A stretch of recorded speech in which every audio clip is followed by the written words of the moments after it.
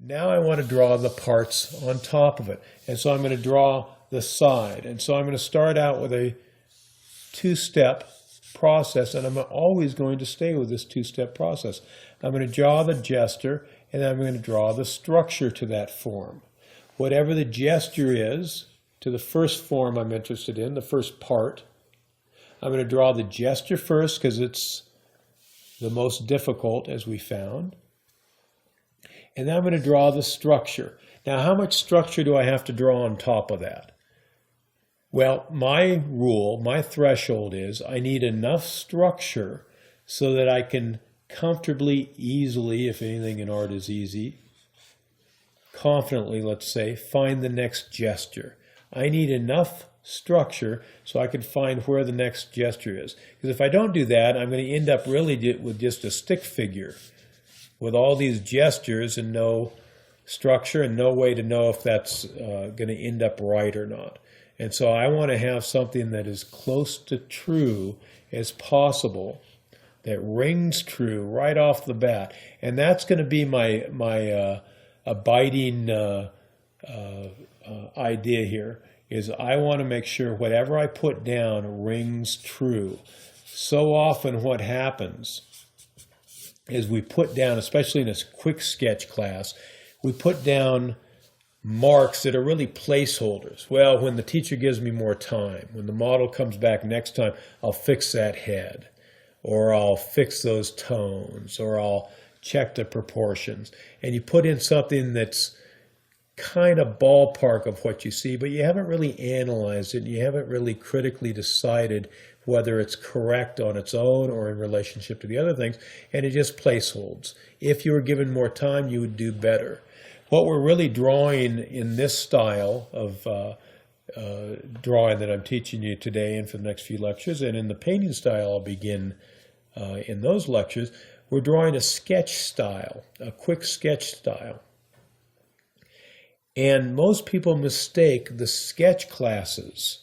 What they think is they're being taught to draw quicker. And so if you spend several semesters in that class, you'll learn to get more marks on the page in 5 minutes than when you started the class.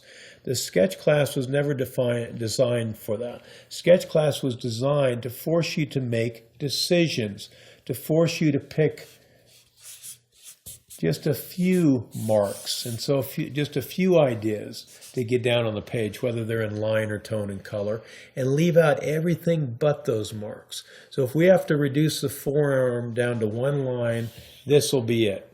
If it has to be 2 lines, this will be it. And I'm going to want those marks to ring as true as possible. If they don't, I'm going to go back over them and draw them again and correct. So we're going to draw the gesture because it's the most important, the most difficult. We're going to draw the structure on top of that. We're going to get enough structure on that first gesture that we can find the next gesture, and then we'll build structure on top of that, and that will lead us to the next and the next and the next. So gesture and structure.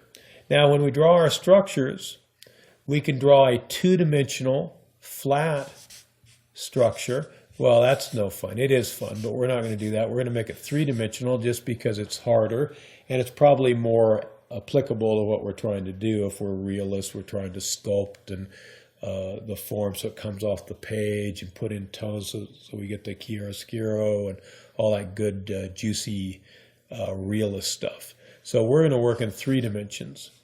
So when we draw the first gesture, and then we draw the sides of whatever part we're drawing, in this case the forearm, we're getting the 2-dimensional idea. Now we haven't cut it off yet. And that's important that we haven't cut it off because we haven't figured out where the hand's going to go or where the forearm's going to go. But now we're going to start to define it 3-dimensionally, and the 2-dimensional will be the sides, 2-dimensional sides. The 3-dimensional will be the ends. And so I'm going to draw the 3-dimensional ends. And I'm just going to paint these tube shapes on it. And now I start to get a true part. It starts to give the sense. There's no illusion there, but the idea is there that this is a solid form. So that's going to be our process. We're going to draw the gesture, which is going to be the long axis, and we're going to draw the simple two-dimensional and then three-dimensional shape upon that. The part. The structure is the parts, the shapes, the forms. There's always several terms you can use for these things. Gesture and structure. We said gesture is the long axis.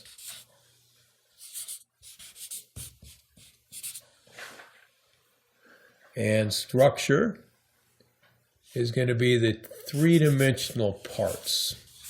We're going to make it three-dimensional because we want to. It could be two-dimensional. We're going to make it three-dimensional. The long axis and the parts. We said gesture was the connection, the relationship between the forms, how things fit together.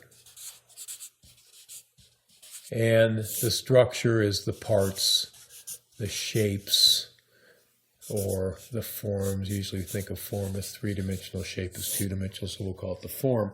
But we could come up with other ideas. Together, gesture and structure, formally, that's what we call the lay-in. When we do lay-in drawing, we're drawing both gesture and structure together. And what we said is if we draw the long axis of any particular form, and then draw the two-dimensional and then two-dimensional sides and then three-dimensional ends upon that form, then we've got something going. Let's go back to gesture now. So we got a real fundamental idea of gesture and structure. It's not near enough to do us much good. It's just theory really at this point. Let's make it a little more functional.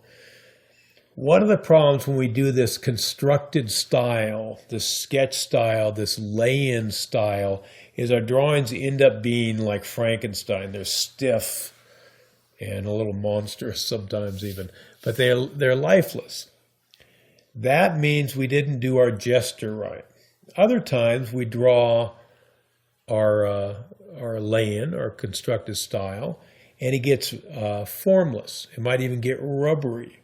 That means we're not getting our structure right. So if you look at your artwork now, we have critical ways we can analyze them, critique them, and hopefully fix them. If your drawing, painting, or sculpture is stiff and kind of lifeless, is it fluid, is it graceful, has a kind of a Frankenstein feel to it, then we know that the gesture was not done right. If our drawing, painting, or sculpture is flat, formless, rubbery, doesn't have a sense of light even, we haven't done our structure correctly.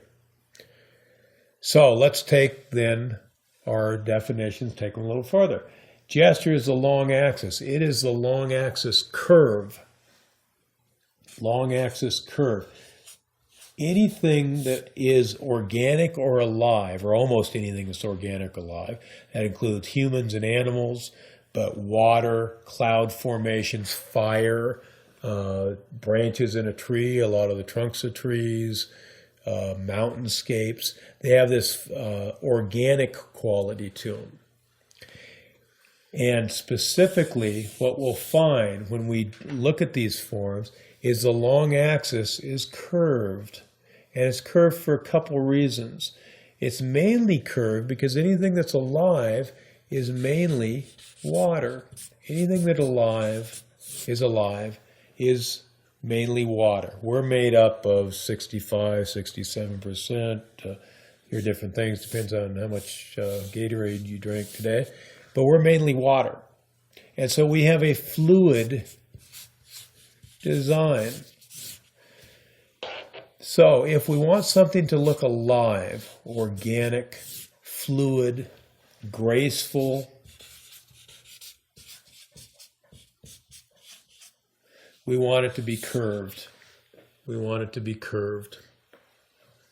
Anything that alive is curved, and specifically, we're not talking curved this way, the rounding over of a form. We're talking curved this way. We're talking about the fundamental design.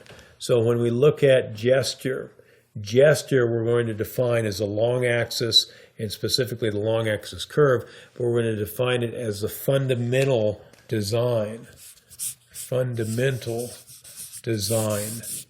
And so we will call it the fundamental design line.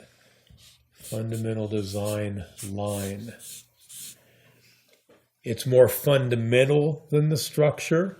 It's a fluid lifeline, we can call it that. There's always several names you can use for these things. It's that fluid lifeline underneath, within, flowing throughout, the electric charge of it, that life energy of the form itself. So whatever parts we draw, if it doesn't have a fundamental lifeline, a fundamental fluidity, grace, watery design, it's failed, and that's when you get those Frankenstein drawings. And all that means is the long axis wasn't curved. If your drawing, painting, sculpture is stiff and a little lifeless, lacking grace, fluidity, you just have to take that long axis and curve it more. Now, we're not talking about the contour. We're talking a lot about the underlying design of the form itself.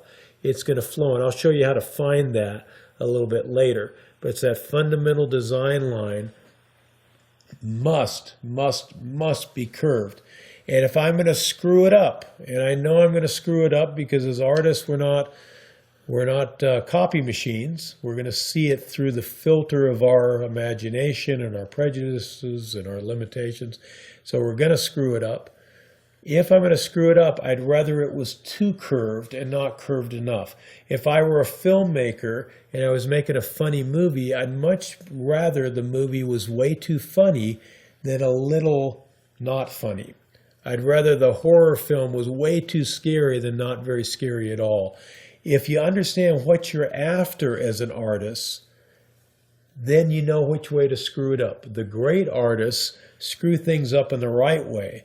The amateur artists screw things up every which way, sometimes right, most of the time not right.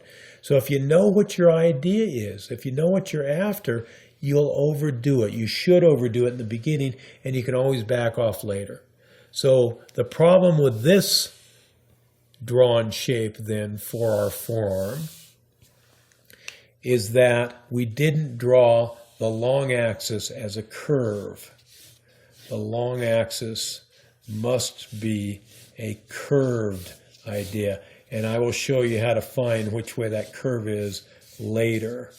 But for now, just bear with me. The long axis must be a curve, and then that's going to go into the next long axis curve and the next long axis curve. Say the hand and the forearm into the upper arm, and whatever those parts are go on top of that. Long axis curve, and this is how we get that fluid design then. This is where that lifeline, that energy, that sense of grace, that ringing true of that constructed form. Until we get that under fundamental design line in there, it won't ring true no matter how beautifully we sculpt, render, develop, technically, or however else. I guess technically is the only way you can develop it. However we do that form, the part itself is not going to ring true unless it has that fundamental design. And what we're going to find is when we start looking at the gesture as the long axis of any particular part, it will be in every part. That fundamental design line will be everywhere. Now, every once in a while, you'll get a stiff and straight part, but most of the time, it's going to have a sense of curve.